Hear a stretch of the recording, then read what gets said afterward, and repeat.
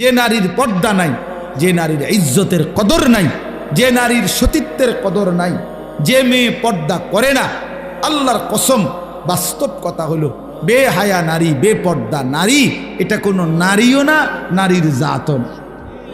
এটা কোনো বেডিও না, বেডির জাতও না। এটা প্লাস্টিক, এটা প্লাস্টিক অথবা বালতি অথবা লোডা অথবা বদনা, এমন কিছু হইতে হবে। আর যদি বলে না এটাও না, তো ডাক্তার দেখাইলে বেডি, ডাক্তারের পরীক্ষা যেটা আইয়ের রিপোর্টই নেই আর কি। এজন্য নারী তাকেই বলে যে পর্দানশীল। হ্যাঁ, আল্লাহ রাসূল সাল্লাল্লাহু আলাইহি সাল্লাম বলছে আল মারআতু আওরাতুন, নারী বলে যে নিজেকে পর্দায় রাখে, আড়ালে রাখে, লুকিয়ে রাখে। যার সত্তার ভিতরে, মানে যার অস্তিত্বের ভিতরে, যার রক্তের ভিতরে, যার চামড়ার ভিতরে, যার রক্ত কণিকার ভিতরে পর্দা, হায়া, লজ্জা, নিজেকে লুকিয়ে রাখা, আড়ালে রাখার মানসিকতা মৃত্যু পর্যন্ত বহাল থাকে, তাকেই কেবল নারী বলে। নারীর রক্তে আল্লাহ তাআলা হায়া দিছে, নারীর রক্তে রক্তে হায়া এটা নাই, ছুটে গেছে যে নারী, ওইটা কোন আর নারী, ওইটা আর নারী থাকে না, ওইটার মেয়ে থাকে না। এজন্য বন্ধু, ওই নর্তকী কোনোদিন সুখ দেবে না, বেপর্দা নারী সুখ দেয় না, চরিত্রহীন নারী সুখ দেয় না। বিবাহ বহির্ভূত অবৈধ সম্পর্ক যে করে যেই মেয়ে, খোদার কসম আমি বললাম ছেলেরা, সে যদি কোনোদিন তোমার জীবনে মিলেও সুখ মিলবে না, সুখ মিলবে, সুখ মিলবে। অসৎ নারী, চরিত্রহীন নারী, বেপর্দা মেয়ে, বিবাহ বহির্ভূত অবৈধ প্রেম করা মেয়ে, সে জাহান্নামের আগুন ছাড়া আর কিছু জ্বালাবে না। আল্লাহ তাআলা আমাদের ছেলেদেরকে হেফাজত করেন, আমাদের মেয়েদেরকে চরিত্রবান বানাইয়া দেন। হাদিসে কুদসির মধ্যে আছে, আল্লাহ তাআলা বলেন, ইয়া বনি আদম কুম ইলাইয়া আমশি ইলাইকা, হে বনি আদম তুমি আমার জন্য দাঁড়াও, আমি তোমার জন্য হাঁটব। ওয়ামশি ইলাইয়া উহারবিলু ইলাইকা, আল্লাহ বলেন বান্দা তুমি আমার জন্য হাঁটো, আমি তোমার জন্য দৌড়ব। তুমি আসবে যদ্দূর, আমি আসবো তার চাইতে বেশি। এই জন্য আগ্রহ, ন্যূনতম আগ্রহ থাকতে হবে, মনোযোগ থাকতে। এই খামখেয়ালি গাফেল, বয়স্ক হোক, বাচ্চা হোক, কিশোর হোক, নওজোয়ান হোক, এদের কোনো পরিবর্তন নেই। অনেক বয়স্ক লোকের জীবনে কোনো পরিবর্তন নেই, এক তালে এক রঙ।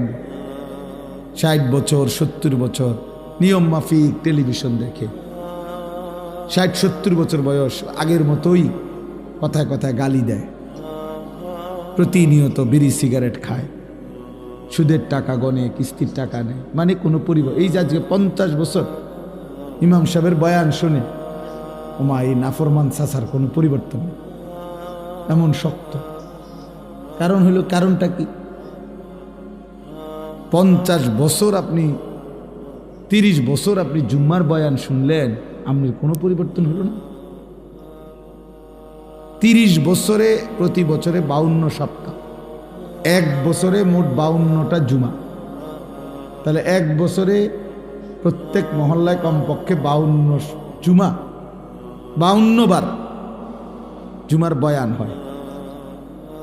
তাহলে এভাবে 30 বছর, এভাবে 25 বছর, তো 30 বছর 52 সপ্তাহ প্রতিনিয়ত আল্লাহর কথা শুনেও আপনার কথা এটা বুঝে আসে নাই যে সুদ হারাম। তাহলে আর কত বছর বললে আপনার বুঝে আসতো? বুঝেন নাই? 30 বছরও চাচার বুঝে আসে নাই যে বিড়ি সিগারেট খাওয়া না যায়। আরো কত বছর শুনলে এবারটা বুঝতো? বলেন বিবেক কি বলে, ইনসাফ কি বলে?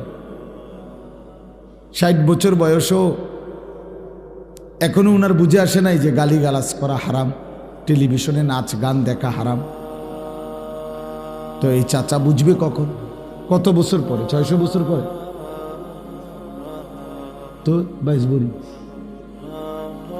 তাইলে বলেন, জিজ্ঞাসা করে দেখেন যে আপনার বয়স চাচা 60, এখনো আপনি বিড়ি সিগারেট খান, তাহলে আপনি কি নিয়ত করছেন যে আরো কত বছর পরে ছাড়বেন? এখনো আপনি কথায় কথায় গালি দেন, তো কি সিদ্ধান্ত নিছেন যে আপনি আরো কত বছর পরে এই মন্দ অভ্যাসটা ছেড়ে দিবেন? এখনো আপনি টেলিভিশনে চা দোকানে নাচ গান দেখেন, তা আপনি আরো কত বছর পরে এই মন্দ অভ্যাস ছেড়ে দিবেন? জিজ্ঞাসা করেন, বলেন যে চাচা খোলামেলা কথাটা পরিষ্কার করেন যে আসলে কি উদ্দেশ্য। আপনি কি মরবেন না? কারো মৃত্যু দেখেন নাই? কারো লাশ, কারো জানাজা পড়েন নাই? আপনার চোখের সামনে কেউ মরে নাই? তো যে দুনিয়া আপনার আত্মীয় স্বজনের কতজনকেই থাকতে দিল না, তো আপনারে থাকতে দিবে কেমন? যে দুনিয়া আমার বাপকে থাকতে দেয় নাই, দাদাকে থাকতে দেয় নাই, যেই দুনিয়া আমার চাচাকে জ্যাঠাকে থাকতে দেয় নাই, সে আমার থাকতে দিবে কিভাবে?